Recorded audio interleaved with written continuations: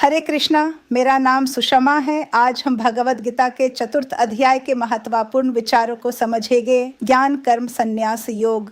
कुल 42 श्लोक अर्जुन, 1 श्लोक, 41 श्लोक श्री भगवान। इस अध्याय में तत्व ज्ञान की प्राप्ति के लिए सांख्य योग और कर्म योग दोनों का वर्णन आया है। ज्ञान से तत्व ज्ञान परमात्मा ज्ञान, कर्म से कर्म योग, संन्यास से संन्यास योग। इस चौथे अध्याय में भगवान कर्म के तत्व ज्ञान गुणात्मक रूप से बताते हैं, साथ ही अवतारवाद का रहस्य व कर्म अकर्म विकर्म की जानकारी देते हैं और ज्ञान की सर्वोच्च महिमा का वर्णन करते हैं। भगवान के द्वारा बताया गया कि कर्तव्य कर्म करते हुए ही मनुष्य मोक्ष प्राप्त होता है।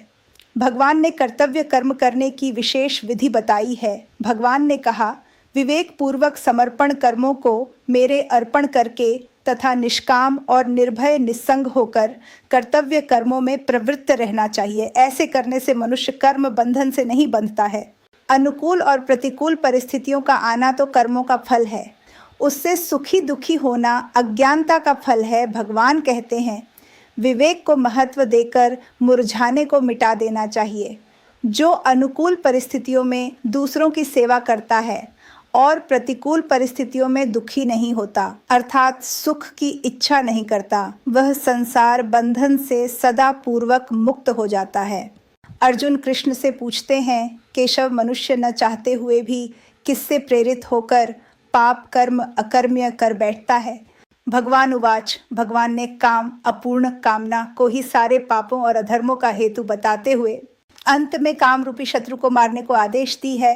गीता में कर्म योग को उत्तम रहस्य कहा गया है। कर्म योग नित्य सनातन है। जैसे भगवान सूर्य को प्रकाशित देते हैं पर वे कभी प्रदीप्त नहीं होते, इसे राजकर्म सेवरहितों के लिए ही कर्म योग सनातन है। भगवान से प्रेम हो जाना उनकी आराधना की अपेक्षा है, न मनुष्य की सबसे बड़ी योग्यता है। भगवान श्री कृष्ण ने बताया कि मैंने इस अमर योग विद्या को सबसे पहले उपदेश के रूप में सूर्यदेव वैवस्वान को सुनाया। फिर सूर्य ने अपने पुत्र वैवस्वत मनु को, जो हम मनुष्यों के पिता हैं, उन्हें सुनाया और उन्होंने अपने पुत्र इक्ष्वाकु को गीता का उपदेश दिया। ये सभी गुरुवर वे धर्म गृहस्थ में रहते हुए इस कर्म योग से परम सिद्धि प्राप्त की। भगवान यहाँ अर्जुन से यही कहना चाहते हैं कि कर्म योग मुझसे लिया गया है, अतः तू अपना कर्तव्य कर्म करते हुए युद्ध करो। आज कलयुग में ऐसे श्रेष्ठ मनुष्यों का अभाव हो गया है जो कर्मयोग के आधार पर अपना कर्तव्य कर्म कर रहे हों। हमें ये शरीर कर्म योग का पालन करने के लिए मिला है, अर्थात दूसरों की निस्वार्थ कर्म करने के लिए।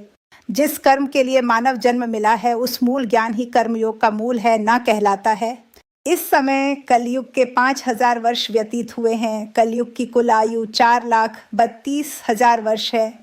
इससे पूर्व द्वापर 8 लाख वर्ष, इससे पूर्व त्रेता युग 12 लाख वर्ष। इस प्रकार लगभग 20,05,000 वर्ष पूर्व जिन्होंने अपने पुत्र इक्ष्वाकु को गीता का उपदेश दिया था, 2 अनुमान ये है कि गीता का उपदेश कम से कम 12 करोड़ 4 लाख वर्ष पूर्व सूर्य को गीता का उपदेश दिया गया था और मानव समाज में लगभग 20 लाख वर्ष से गीता का ज्ञान विद्यमान है। भगवान ने लगभग 5000 वर्ष पूर्व अर्जुन को गीता का उपदेश अपने कर्तव्य कर्म को करने के लिए दिया गया। जब भगवान ने अर्जुन को गीता का इतिहास बताया तो उन्होंने कहा कि अर्जुन, तेरे और मेरे अनेक जन्म हो चुके हैं, उन सब का मैं जानता हूँ, तू नहीं। मैं अजन्मा और अविनाशी स्वरूप होते हुए भी अपनी प्रकृति को अधीन करके अपनी योग माया से प्रकट होता हूँ। भगवान की लीलाओं को सुनने, पढ़ने, याद करने आदि से लोगों का अंतःकरण निर्मल और पवित्र हो जाता है।